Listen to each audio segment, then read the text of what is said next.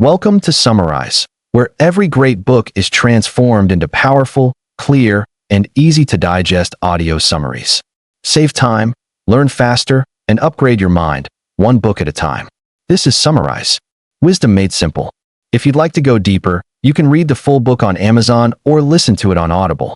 I've added my affiliate links in the description below, including an Audible free trial, so you can enjoy the complete audiobook anytime, anywhere. Using these links helps support the channel at no extra cost to you.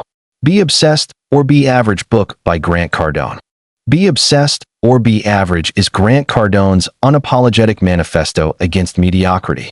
The book challenges society's obsession with balance, moderation, and normal living, arguing that these ideas are the real reasons most people remain average, dissatisfied, and financially insecure. Cardone makes a bold claim from the very beginning. Obsession is not a weakness. It is the single greatest advantage anyone can have.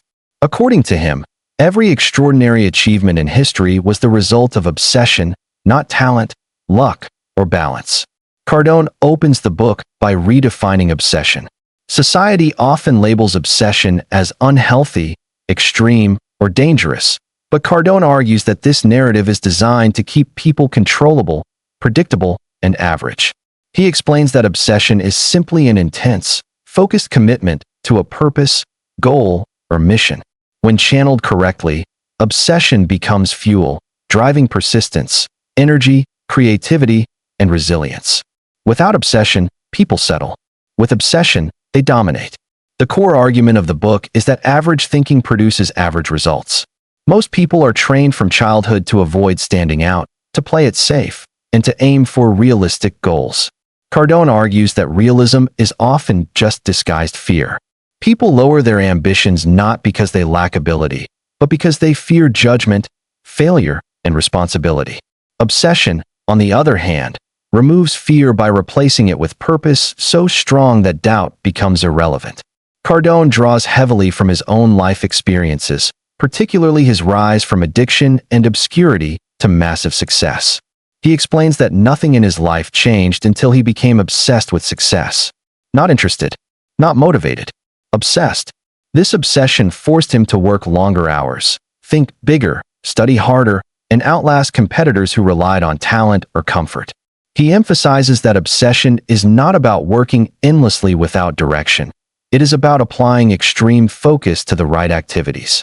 One of the most powerful themes in the book is the rejection of balance. Cardone argues that balance is a myth promoted by people who have already achieved success or by those who never aimed high in the first place. According to him, no one becomes great by balancing effort equally across all areas of life. Greatness requires imbalance. There are seasons where one must go all in, sacrificing comfort, leisure, and even social approval to build something meaningful. Cardone explains that average people seek comfort, while obsessed people seek results. Comfort feels good in the moment, but it leads to regret over time. Obsession feels uncomfortable in the short term, but it leads to freedom, confidence, and dominance in the long term. This contrast is central to the book's message. Pain is unavoidable. You either choose the pain of discipline now or the pain of regret later. The book also emphasizes the importance of massive goals. Cardone argues that small goals do not inspire obsession. They do not demand growth, creativity, or urgency. Massive goals, however, force people to upgrade their mindset, habits, and identity. When goals are big enough, obsession becomes necessary, and necessity creates action. Cardone encourages readers to set targets so large that they eliminate excuses and demand full commitment. Another critical idea introduced early in the book is that obsession provides clarity. When someone is truly obsessed with a goal, distractions lose their power. Opinions of others become irrelevant. Doubt fades because the mission is bigger than emotion. Cardone explains that obsession simplifies life. Decisions become easier because everything is measured against the primary mission. If it supports the goal, it stays. If it doesn't, it goes. Cardone also attacks the concept of normal. He argues that normal thinking leads to normal income, normal relationships, and normal lives, which often means stress, debt, and unfulfilled potential. Society praises normality because it's predictable and safe, but Cardone insists that normal is the enemy of greatness. Obsession is what allows individuals to break free from the limits imposed by social expectations. A recurring message in this part of the book is that obsession must be intentional. Cardone warns that everyone is obsessed with something: entertainment, comfort, social media, drama, or other people's opinions. The question is not whether you are obsessed, but what you are obsessed with. The book urges readers to redirect their obsession toward productive goals rather than destructive habits. Cardone also introduces the idea that obsession creates stamina. Success is not a sprint. It is a long, exhausting marathon filled with rejection, failure, and uncertainty. Obsession provides the emotional endurance required to persist when motivation fades. While motivation comes and goes, obsession stays. It becomes part of identity, making quitting feel impossible. Grant Cardone goes deeper into the psychology of obsession and explains why fear is the real force keeping most people average. According to Cardone, fear disguises itself as logic, realism, and caution. People say they want stability, balance, or security, but beneath those words is fear. Fear of failure, fear of judgment, fear of standing out, and fear of responsibility.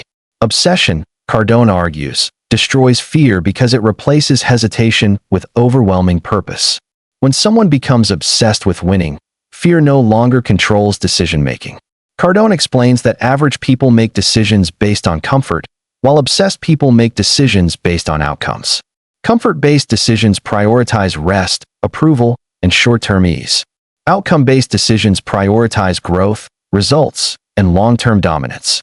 This difference explains why two people with the same resources and opportunities end up in completely different places. One avoids discomfort, the other embraces it relentlessly. A major theme in this section is work ethic. Cardone unapologetically argues that working harder than everyone else is not optional, it is required. He rejects the modern narrative that success can be achieved with minimal effort, passive income fantasies, or working smart instead of hard. According to Cardone, the most successful people work both smart and hard, especially in the early and middle stages of building success. Obsession fuels the stamina required to outwork competitors who rely on talent or shortcuts. Cardone emphasizes that massive success demands massive action. Average action produces average outcomes, regardless of intention or intelligence. Many people confuse effort with effectiveness, believing they are doing enough simply because they are busy. Cardone argues that obsession forces honest self-evaluation. Are your actions aggressive enough? Are they frequent enough? Are they dominant enough? Obsession eliminates complacency and replaces it with urgency.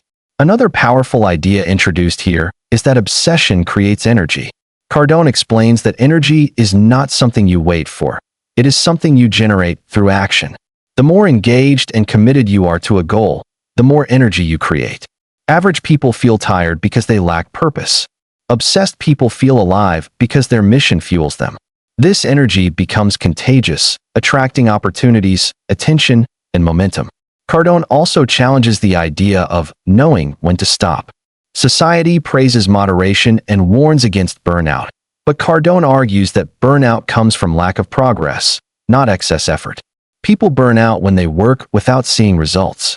Obsession, when applied correctly, creates momentum and visible progress, which renews motivation and confidence. He stresses that exhaustion is temporary, but regret lasts a lifetime. Money and success are central topics in this section. Cardone insists that financial success is not immoral, greedy, or shallow. It is a responsibility. Money provides freedom, security, and the ability to help others. He argues that average income leads to average options, which often means stress, debt, and dependence. Obsession with success and income is not about ego. It is about control over one's life. Without obsession, people remain financially vulnerable. Cardone explains that most people are secretly obsessed, but with the wrong things. They obsess over social media, entertainment, gossip, and other people's opinions. This misplaced obsession drains time, energy, and ambition. The book urges readers to consciously redirect obsession toward productive goals, learning skills, building businesses, increasing income, and dominating their chosen field. Obsession itself is neutral. Its impact depends on where it is focused. Another key insight is that obsession creates clarity of identity. When someone commits fully to a mission, they stop questioning who they are and what they want. Identity becomes anchored in action. This eliminates confusion, indecision, and comparison. Obsessed individuals know who they are because their daily actions reinforce their purpose. Average individuals drift because their actions lack alignment. Cardone also addresses criticism and judgment. He explains that obsessed people are often misunderstood, labeled extreme, selfish, or unrealistic. Society tends to criticize those who refuse to conform. Cardone argues that criticism is proof that you are doing something meaningful. Average people criticize obsession because it exposes their own lack of commitment. Obsession requires emotional resilience and a willingness to be disliked. By the end of this section, Cardone reinforces that obsession is not temporary motivation. It is a lifestyle. It demands sacrifice, discipline, and relentless focus. But in return, it provides speed, dominance, confidence, and results. Average people seek comfort and approval. Obsessed people seek impact and freedom. The gap between the two widens over time and eventually becomes impossible to ignore. In the final part of Be Obsessed or Be Average, Grant Cardone shifts the focus from short-term achievement to long-term domination, legacy, and personal responsibility.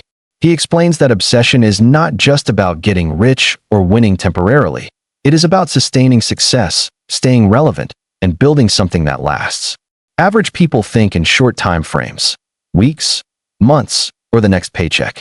Obsessed people think in decades. They build systems, brands, skills, and reputations that continue producing results long after the initial effort.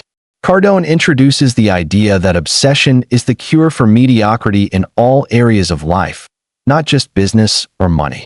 Relationships, health, leadership, and self-respect all require obsession to reach excellence. According to him, anything you do casually will produce casual results. If you want extraordinary outcomes, obsession must be applied deliberately and consistently. This does not mean chaos or lack of control. It means commitment without retreat. A major myth Cardone dismantles in this section is burnout. He argues that burnout is rarely caused by working too hard. It is caused by working without purpose, clarity, or results. People burn out when they feel stuck, underpaid, unrecognized, or uncertain. Obsession, when aligned with a clear mission and massive action, actually prevents burnout because progress creates motivation. Momentum energizes. Winning energizes. Growth energizes. Cardone insists that the real danger is not burnout, but boredom and stagnation. Cardone also explains that obsession sharpens decision-making. When someone is fully committed to a mission, decision fatigue disappears. Everything is filtered through one question. Does this move me closer to domination or not?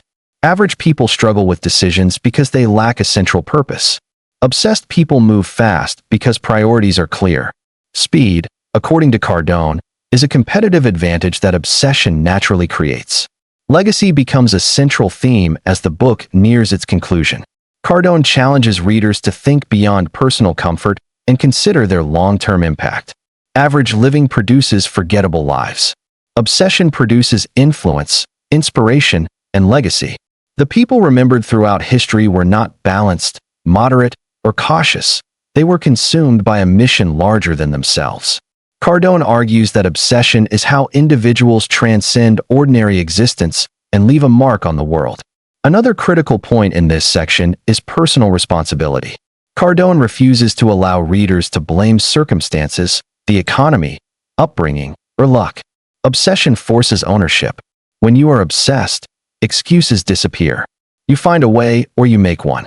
This radical responsibility is uncomfortable, but it is also empowering.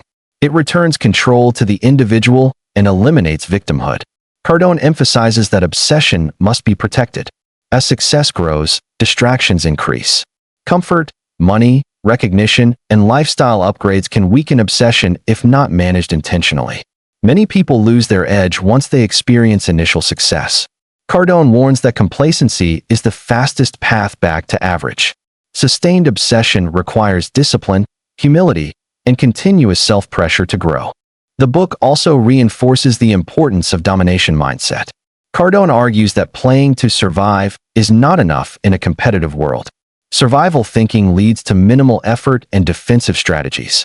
Obsession leads to expansion, aggression, and leadership. Whether in business, sales, or personal development, Cardone believes the goal should be to dominate your space so thoroughly that competition becomes irrelevant. Cardone closes the book by challenging readers to make a clear choice: remain average or become obsessed. There is no middle ground. Balance, moderation, and comfort will never produce extraordinary lives. Obsession demands sacrifice, criticism, and discomfort, but it also delivers freedom, confidence, wealth, and control over one's future.